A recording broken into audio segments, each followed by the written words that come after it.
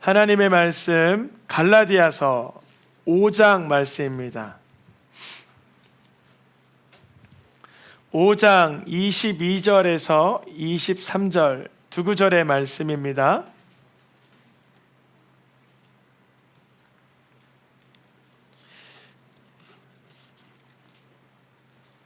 한 절씩 교독하여서 읽겠습니다.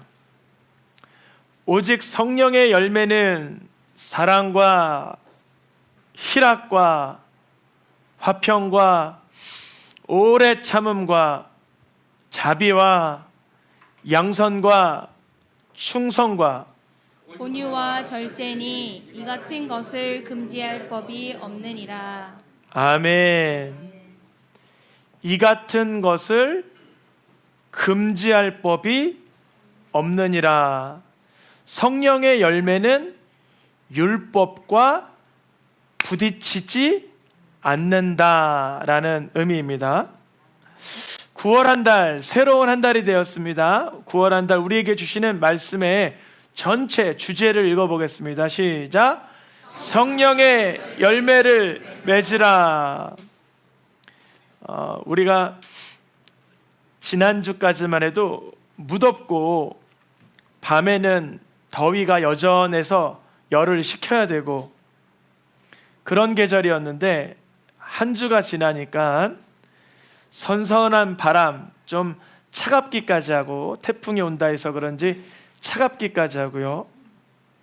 농작물들은 햇볕으로 연글어가고 있고 추수의 계절, 가을이 돌아왔습니다. 우리들의 믿음과 삶에도 열매가, 아름다운 열매가, 복되고 훌륭한 열매가 맺어지기를 축복합니다. 이 그림을 뒤에 사진을 적어 보면 무슨 과일이죠? 포도. 가을에 포도 나오고 사과, 배, 많은 과일들이 아주 맛있고 우리의 침샘을 자극하도록 이렇게 열매를 맺습니다.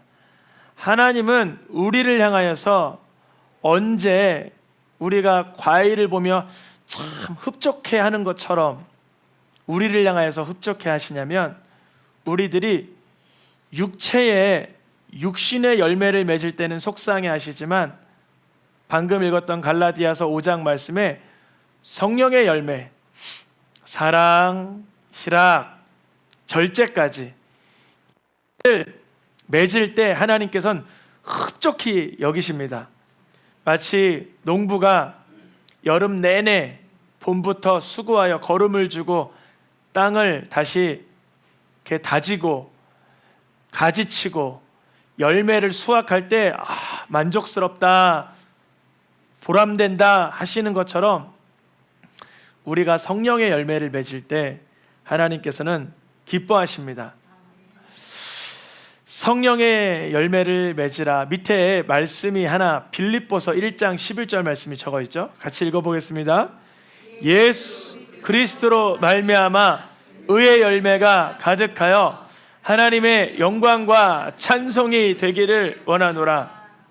하나님께서 우리가 성령의 열매, 다른 말로 의의 열매, 복된 열매가 가득 있을 때 하나님께서 기뻐 받으시고 영광 받으시고 하나님의 찬송이 되는데 그 의의 열매, 성령의 열매를 맺게 되는 근거가 예수 그리스도로 말미암아 이렇게 되어 있죠. 예수 그리스도로 말미암아 열매가 가득해진다. 우리가 열매를 풍성하게 거두기 위해서 땅에 뭘 주죠? 맞아요.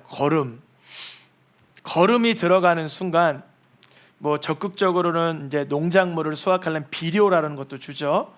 이렇게 몇 가지 비료를 하면 거름만 주고 아무것도 안 할 때보다 훨씬 더 육이 이게 그 과일이 튼실해지고 커집니다. 그래서 이렇게 상업적으로 농작물을 다루는 분들은 꼭 거름도 주고 비료도 주죠. 우리의 삶 속에 성령의 열매, 의의 열매, 사랑부터 시작하여 절제까지 이르려는 성령의 열매가 가득하기 위해서 거름이 뿌려져야 되는데 우리의 마음으론 도무지 열매가 먹을 만한 열매가 나오질 않아요. 이거를 이 주일 아침에 우리 모두 반드시 깨닫길 축복합니다. 예수 그리스도가 아니면 사랑도 조금 해요. 그러나 원수가 돼요. 절제도 조금 해요. 근데 내가 참을 만큼 참았어! 분노로 바뀌어요. 결국 성령의 열매는 내 힘으로 맺을 수 없다라는 걸 먼저 발견하셔야 돼요. 이걸 충격적으로 발견하셔야 돼요. 꽤 성품이 괜찮은 사람일수록 이걸 빨리 발견해야 돼요. 왜냐면 어떤 분은 성품이 너무 좋아서 성령의 열매 비슷한 게 잔뜩 열려요. 근데 막상 먹어보려고 하면 반대편에 다 썩었어요. 안쪽에는 다 벌레가 먹었어요. 도무지 먹을 수가 없고 뚫거나 너무 일찍 상했거나 규모가 너무 작아요. 사랑? 나 알지. 화평. 사람이 뭐 사이좋게 지내야지, 절제해야지, 다 알아 하는데 예수 그리스도로 말미암아 맺어진 열매가 아니기 때문에 어느 것도 먹을 만한 게 없어요. 그래서 농부가 그 농작물을 보니까 먹을 만한 게 하나 없어요. 그래서 이 밭을 갈아엎어라 그러니까 3년만 기다려주세요, 1년만 기다려주세요 했던 분이 계시니 바로 예수 그리스도예요. 예수님이 우리가 예수님을 믿고도 믿는다는 마음은 있지만 하나님 기뻐하는 열매가 잘 안 맺어질 때 우리가 이 땅에 조금 더 살도록 허락하시는 분이 누구라고요? 예수 그리스도. 내가 어제보다 오늘 좀 더 착해서 오늘 살고 있는 게 아니라 사실은 나의 심판의 때를 막아서 하나님의 은혜되는 삶으로 뒤바꿔 주시는 분은 예수 그리스도이십니다. 예수님께서 나의 구주가 되어야만, 예수님께서 나를 위해서 피 흘려 죽으신 줄을 깨달아야만 의의 열매가 가득해집니다. 이 성령의 열매를 맺으라. 혹시 여러분 퀴즈를 드리면 성령의 열매가 몇 가지일까요? 우리 새생명 성도님들은 100점이십니다. 성령의 열매가 몇 가지요? 9가지. 9월달이 몇 주 있어요? 4주. 10월달은 몇 주 있어요? 5주. 그래서 원래는 성령의 열매를 맺으라 9주를 사랑, 희락, 화평, 오래 참음, 자비, 양성, 충성, 온유, 절제를 한 주씩 하려고 했어요. 그건 제 마음이죠. 제 생각이죠. 하나님께서 하루에 해바리는 거예요. 하루에. 오늘 하루 성령의 열매 9가지를 다 살피고 남은 주간에는 또다시 하나님께서 열매에 관한 다양한 말씀들을 주셨어요. 열매를 비유를 하시는데 회개의 열매라는 게 있어요. 열매를 비유하시는데 심을 씨앗과 먹을 씨앗이 있어요. 열매로 비유를 주시되 심판의 때와 말씀이 있습니다. 그래서 여러 제목을 가지고 9월달이 이어지는데요. 9월달 전체의 주제 말고 각 주 주제를 한번 읽어보겠습니다. 오늘 제목은 읽어보겠습니다. 성령의 열매란. 그리고 돌아오는 주에는 추석 연휴가 있습니다. 추석 연휴에도 뭐 예배 변동은 없지만 표기를 해드렸어요. 그리고 다음 주 주일에는 심을 것과 먹을 것 반드시 분별할 수 있길 축복합니다. 여러분 혹시 농부가 씨를 막 먹어요? 농부가 자기가 심을 씨를 배고프다고 막 먹어요? 안 먹죠. 그거는 뭐 해야 돼요? 심어야 돼요. 그렇다고 나중에 연말에 풍성케 됐는데 그걸 다 심겠다 그래도 돼요? 또 먹을 게 있어요, 없어요? 거기는 있죠. 뭐냐면 하나님께서 우리에게 무언가 주실 때는 심을 것과 먹을 것을 같이 주신다는 거예요. 씨를 뿌려야 다시 또 거두기 때문에 그거에 관한 말씀이고요. 18일 날 셋째 주 읽어보겠습니다. 열매가 익으면 낫을 댑니다. 열매가 익으면 뭘 된다고요? 이거는 이중법적인 언어입니다. 성령의 열매도 익으면 낫을 되지만 육체의 열매도 아주 악하게 탐스럽게 익는 순간 낫을 된다는 거예요. 성령의 열매는 구원의 낫이 다가오겠죠. 육체의 열매는 심판의 낫이 날라리 칼날이 다가오겠죠.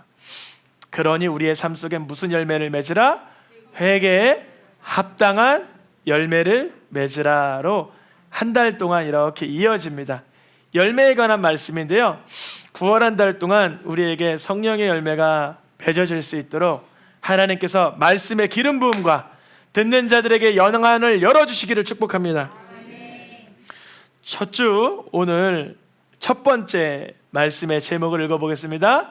성령의 열매라. 성령의 열매. 성령의 열매가 몇 가지 있다 그랬어요? 9가지. 원래는 2달 동안 하려고 그랬는데 오늘 하루에 합니다. 성령의 열매. 성령의 열매가 누구로 말미암아 가득하게 된다 그랬죠? 예수 그리스도로 말미암아.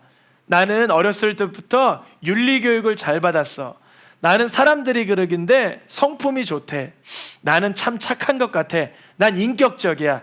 나는 교도소 들어간 저런 사람들과 달라 라고 여기며 내가 의의 열매를 맺으려고 하는 순간 먹을 수 없는 열매만 맺게 됩니다. 정말 먹을 수 없는 열매만 맺게 돼요. 이렇게 반응하는 거예요. 내가 그토록 사랑했는데 왜 나를 사랑 안 해? 이건 사랑일까요? 먹을 수 없는 열매일까요? 이건 먹을 수 없는 열매인 거예요. 내가 너 얼마나 사랑했는지 알아? 고린도전서 13장에서 그 사랑 나올까요? 없을까요? 고린도전서 13장에서는 사랑은 자랑하지 아니하고 무례히 행하지 아니하는데, 이게 내 사랑이라고 여기는 순간 그 열매가 아니라는 거죠. 사실 야, 우리 화평케 좀 하자, 좀 적당히 화평케 좀 하자고. 그러면 이건 화평의 열매예요? 이거는 아주 분열의 열매예요. 분열의 열매예요. 우리가요, 뭘 깨달아야 되냐면 성령의 열매는 나로서 맺을 수 없습니다. 이 고백을 해야 돼요.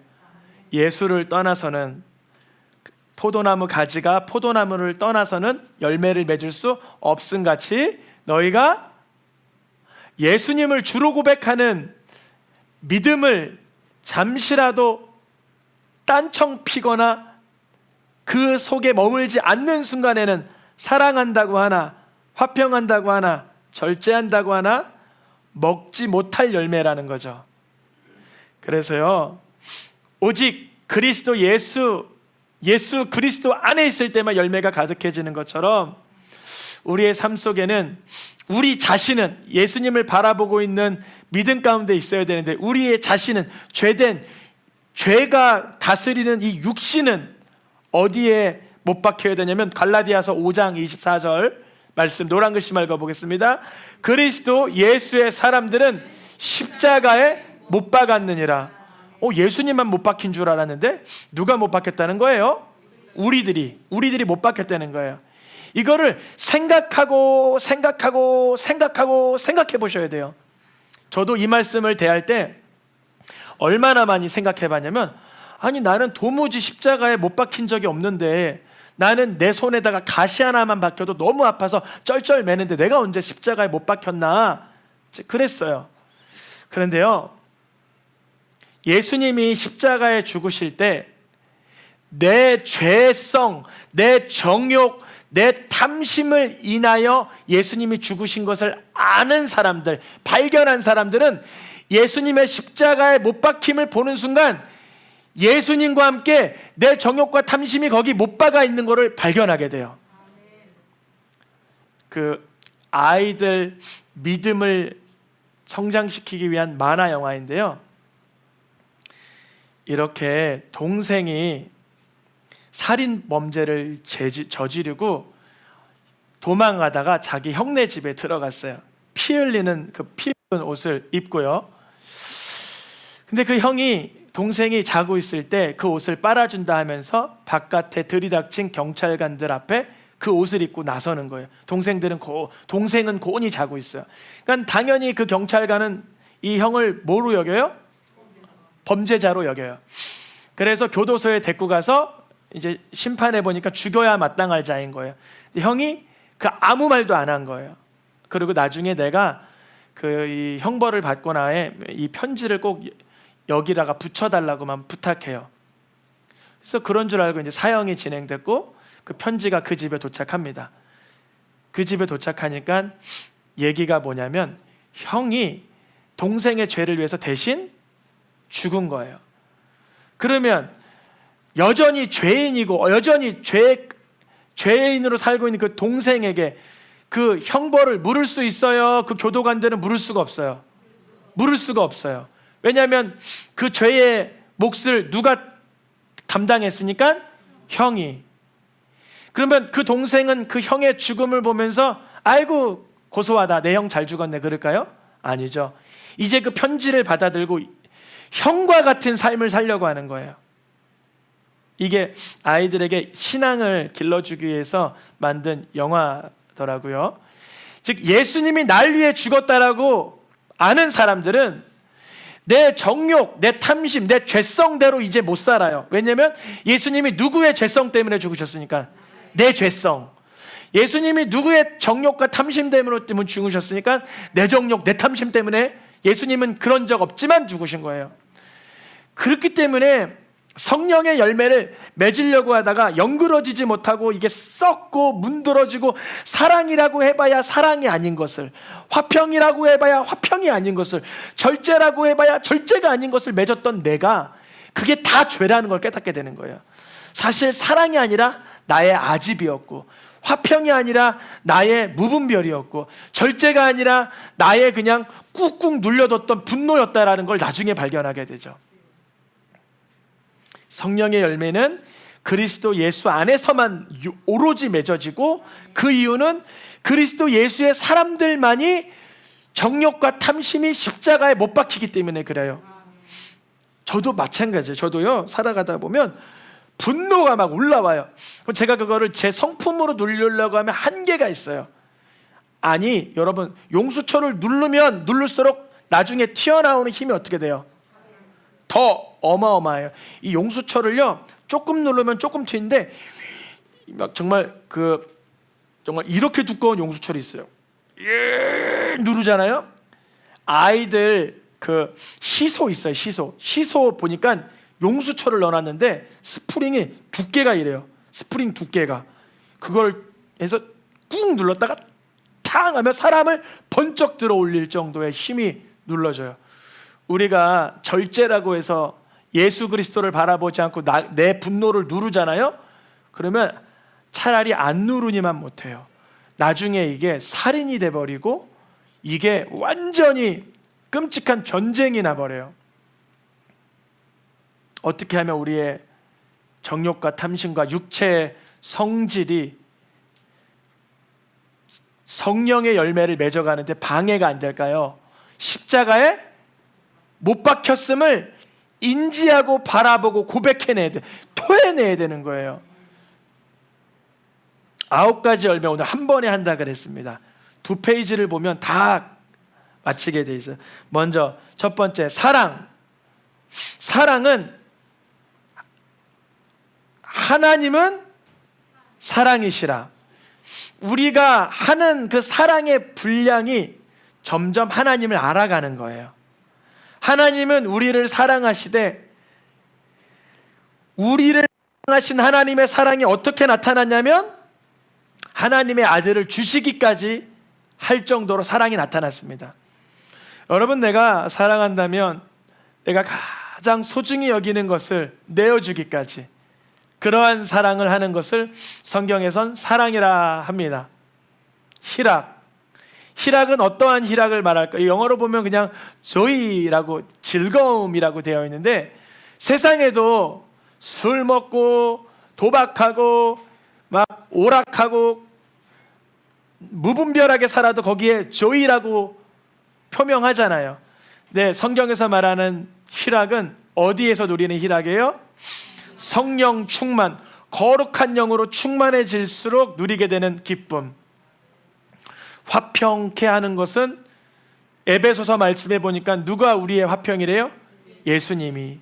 하나님과 우리 사이의 죄의 문제를, 이방인과 유대인 사이의 그런 전통의 문제를 깨버릴 수 있는 분이 누구라고요? 예수님. 성경에 보니까 무엇으로 옷 입으라 그래요? 오래 참음으로 옷 입으라 그래요. 사랑, 희랑, 화평, 오래 참음, 이것이 다 무슨 열매라? 성령의 열매다. 조금 더 나아가 보면 5번째, 자비의 열매. 우리가 어떻게 자비로우라고 말씀하세요? 하나님 아버지처럼 자비로우라. 양선, 좀 한국말로 하고도 어렵죠? 이것을 쉽게 풀이하면 로마서와 에베소서 말씀에 같은 헬라어 단어를 선하다, 착하다 이렇게 번역해놨어요. 그러니까 양선은 무엇과 무엇? 선한 것, 착한 것, 이렇게 이해하면 됩니다. 충성은 무엇이냐면 군대에서도 충성하잖아요. 성경에서 나타난 충성은 뭐냐면 하나님을 믿는 믿음의 지속성을 충성이라 그래요. 하나님을 언제 믿었어요? 다니엘은 사자굴에 들어갈 그 순간에도 지속적으로 믿었죠.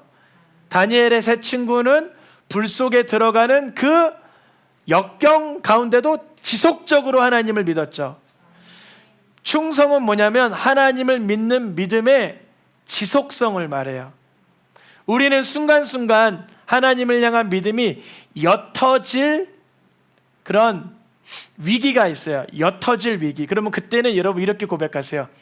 사단아, 마귀야, 이 순간 내 믿음이 옅어지라고 고난과 역경과 혼란과 괴로움을 줬느냐? 나는 이 순간에도 하나님을 신뢰하리라 선포하세요. 그럼 문제도 떠나가요. 왜냐하면 이러다가 믿음이 너무 커질까 봐 사단이 두려워서 문제도 못 줘요. 여러분, 믿음의 지속성. 저는 새생명교회가 시작되기 2014년 전에 부교육자 생활을 10년 이상을 하면서 항상 힘들었던 부분이 있을 때마다 바로 이 부분이 마음에 걸렸어요. 사람에 대한 충성인가? 하나님께 대한 충성인가? 누구에 대한 충성이죠? 맞아요. 하나님께 대한 충성이에요. 사람들에게 이보름이 되고 어려움이 되고 곤란함이 되어도 사역 가운데 지치지 않는 이유는 뭐냐면 하나님을 향한 믿음의 지속성을 주님이 은사로 주셨기 때문에 그래요. 사역자들, 특별히 직분자들에게 제일 중요하게 요구되는 것이 뭐냐면 맡은 자들에게 요구하시는 게 뭐라고요? 충성이라, 충성이라.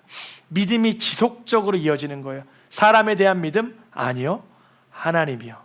사람은 12번 실망하게 할 수 있어요. 앞에 있는 목회자라도 우리 성도님들, 권사님들, 장로님들, 선교사님, 우리 어린아이들에게 제가 실망의 대상일 수도 있어요.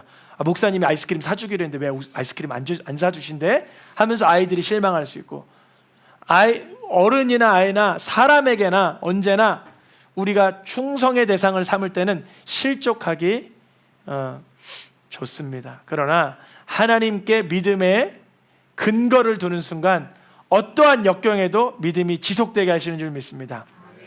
여러분, 온유한 자 정말 중요한 거예요. 온유한 자는 무엇을 차지한다? 눈으로 보이는 땅도 마찬가지지만 성경에서 땅은 어디를 은유해요? 사람의 마음, 심령을 의미해요. 우리의 마음과 심령이 견고하게 사단에게 빼앗기지 않고 잘 존속되기 위해선 온유함을 받아 누리고 배워야 됩니다. 주여 온유함을 가르쳐 주소서. 마지막으로 9번째 뭐예요? 절제. 충성과 비슷하게 디도서 말씀에는 직분자들에게 항상 요구되는 게 뭐예요? 절제.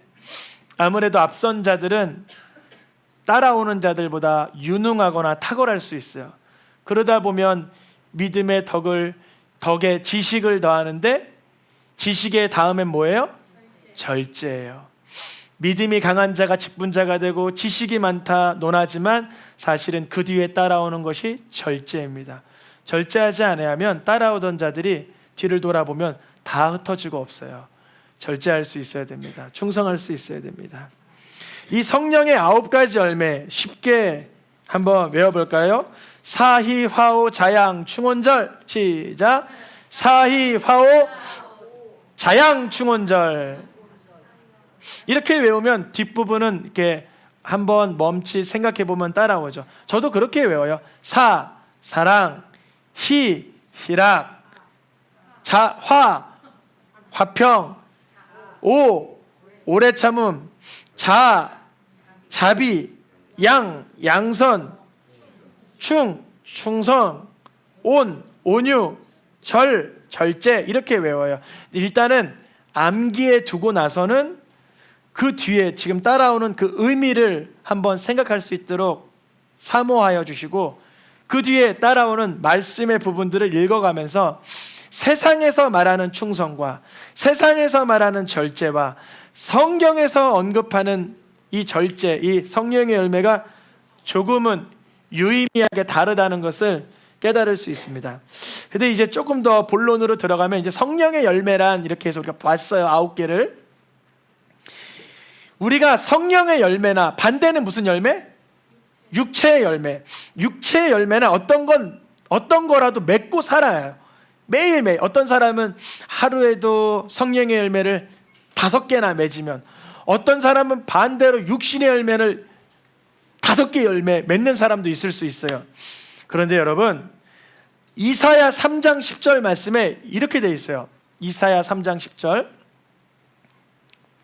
준비가 안 됐을까요? 이사야 3장 10절 제가 읽어드릴게요. 너희는 의인에게 복이 있으리라 말하라.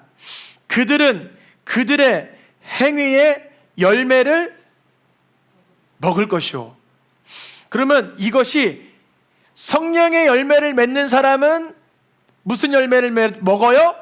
성령의 열매를 자기도 먹어요. 육신의 열매를 맺는 사람은 그 행위의 열매, 육신의 행위의 열매를 먹어요. 그러니까 성령의 열매를 맺는 사람은 하나님께서 더 많은 열매를 맺게 하기 위해서 가지치기를 해주시고 더 많은 열매를 맺어가는데 육신의 열매를 맺는 사람은 계속 육신의 열매를 맺어가면서 황폐해져 간다는 거예요.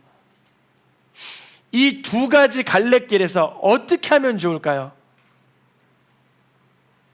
성령의 열매를 많이 맺어요. 뭐 답이죠.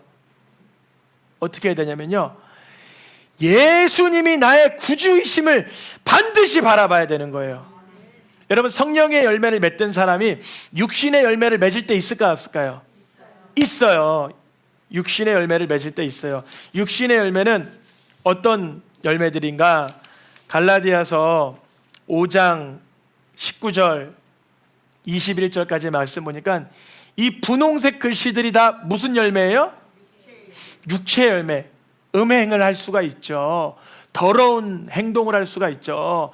우색, 우상숭배, 주술, 점보는 거, 어떤 사람과 이렇게 미움으로 인해서 나 더 이상 안 봐, 원수 맺는 거, 분쟁하는 거, 아우 저 사람 왜 저래 하면서 시기 내는 거, 분노가 올라오는 거, 야 우리끼리 하자 하면서 당짓는 거, 분열하는 거, 아 나 저거 한번 빼앗고 싶다, 투기하는 거, 술 취한 거, 방탕한 거, 이런 거 예수 믿는 사람들도 할 때가 있어요. 그럼 어떻게 하면 더러운 행동하면 또 더러워지고, 호색하면 또 음행하고, 분쟁하고, 시기하고, 분냉하고, 방탕하고, 이런 열매를 맺던 사람이 어떻게 성령의 열매로 바꾸는 삶으로 360도 180도 바꿀 수가 있냐 말이죠. 어떻게 그게 가능해요?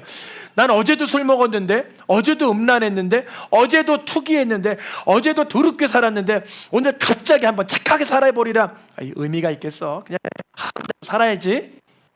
이렇게 된다는 거죠. 그런데 이러한 육체의 열매를 맺는 사람은 하나님 나라에 못 들어가요. 고린도전서 6장 말씀에도 보니까 음행하는 자, 우상숭배, 간음, 탐색, 도적질, 모욕, 속여, 술 취하는 자는 하나님의 나라 못 들어가요. 못 들어간다고 써 있어요, 성경에. 에베소서 말씀에도 하나님 나라 못 들어간다. 반대로 하나님 나라 못 들어가는 정도가 아니라 이 모든 육체의 열매를 맺는 사람은 지옥 간다라고 써 있어요, 성경에. 지옥 간다. 다 하나님 나라 밖에 있게 된다, 이렇게 되어 있어요. 어떤 분들은 이거를 이런 식으로 해석을 해요. 천국에는 못 들어가지만 천국 근처, 성 밖에, 성 근처의 마을에 어디 살겠지, 그런 의미로 성경이 적어진 게 아니에요. 성경은 이 육신의 열매를 맺는 삶은 곧 이퀄 뭐라고요? 지옥, 이렇게 말하는 거예요.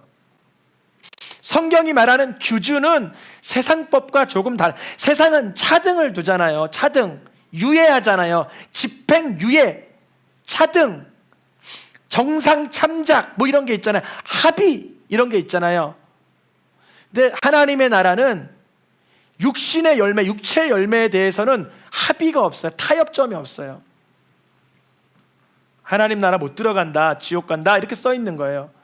그 우리로서 어떻게 하나님의 나라를 들어가고 어떻게 천국을 들어갈 여지가 생기냐 말이죠. 그것이 바로 이 말씀을 보면서 예수님이 나를 위해 해주신 십자가의 은혜가 얼마나 큰지 늘 기억해내려는 거예요. 여러분, 우리가 정말 한 번도 마음에서 탐하는 마음이 안 나오는 사람 있어요, 여기서? 우리 성도님들 다 아름다우셔서 아름다우신 분이 딱 들어오면 나도 저렇게 아름다웠으면 하는 마음 생겨, 안 생겨요? 다 아름다우시니까. 또 남자 성도님들은 다 멋지시니까 야, 나도 저 장로님처럼 저렇게 멋진 삶을 살고 싶다면서 막 부럽잖아요. 우리가 탐하는 마음, 부러워하는 마음, 또 속에서 나를 좀 합리화시키려고 거짓말하는 마음, 또 음욕이 올라오고 다른 사람을 미워하고 이간질하고 이런 마음이 불쑥불쑥 찾아온다는 거죠. 우리는 하나님 나라 못 간다라고 결론을 지은 거예요. 성경에서는 율법은, 우리가 한 달 전에 배웠던 율법은 결국 우리를 다 죄인으로 낙인시키려고 작정을 했어요. 율법은 우리를 의인이라고 말해준 적이 없어요. 그런데요, 율법이 완전하게 의인이라고 말할 수 있는 분은 누구냐면 예수님이에요. 근데 그 예수님은 그러면 율법이 완전한 의인이라고 말하니까 예수님은 율법으로 인하여 죽으면 돼요. 죽으면 율법이 잘못한 거예요. 죽으면 율법이 잘못한 거잖아요. 근데 예수님이 그 율법을 빌미로 많은 죄인들을 대신하여 죽으시는 결과를 낳아버리셨어요. 그래서 율법을 우리가 지키지 못하지만 예수님이 완벽하게 지키신 것을, 나로 인해서 죽으신 것을 믿는 자들에겐 그 의로움을 주신다 그랬어요. 그래서 그것을 믿게 되는 거죠. 그래서 예수님을 바라볼 때만 우린 성령의 열매를 맺어지는 거다. 요한복음 15장 2절에 열매 맺는 가지는 제거해버리고 맺지 않는 가지를 제거해버리고 무릇 열매를 맺는 가지는 점점 그 삶을 깨끗하게 하신다 그랬죠. 근데 여기 전제 조건이 앞에 이렇게 돼 있어요. 무릇 내게 붙어 있어. 근데 붙어 있는데 제거가 된다. 좀 이상하잖아요. 원래 제거가 됐던 거예요. 좀 이상하죠, 말이? 어떤 나무가 성령의 열매를 하나도 안 맺어요. 근데 붙어 있다고 자꾸 생각을 해요, 자기가. 근데 제거가 탁 되는 순간 뭘 깨달아요? 내가 붙어 있지 않았구나를 깨달아요. 그때 열매 맺으려면 어떻게 해야 돼요? 얘가 방법은 하나밖에 없어요. 그 로마서 말씀에도 가지치기, 그 젖목의 비유가 있는 것처럼, 돌 무화과 나무 비유가 있는 것처럼 다시 접붙여야 되는 거예요. 누구에게? 예수께. 이 방법밖에 없어요. 우리가요, 저도 연애를 10년 연애를 오래 해보고 연애를 오래 하고 결혼 생활을 10년 넘게 하다 보니까 뭘 깨닫냐면 내게 사랑 없음을 깨달아요. 연애를 좀 길게 했어요. 우리 애기 엄마를 일찍이 만나서 긴 세월 만나봤어요. 긴 세월 만나보면서 1년, 2년은 핑크빛인데 점점 갈등이 생기는 거예요. 아, 이 사람이 나랑 다르구나. 결혼해서는 더 많은 다름을 깨닫죠. 그러니까 사이화우 자양 충원절의 열매가 맺어지지 않죠. 그럼 어떻게 해야 될까요? 예수님께 바짝 붙어야 되는 거예요. 제가 결혼하고 나서 더 예수님과 가까워졌을까요? 더 멀어졌을까요? 훨씬 가까워졌어요. 왜냐하면 뭘 깨닫냐면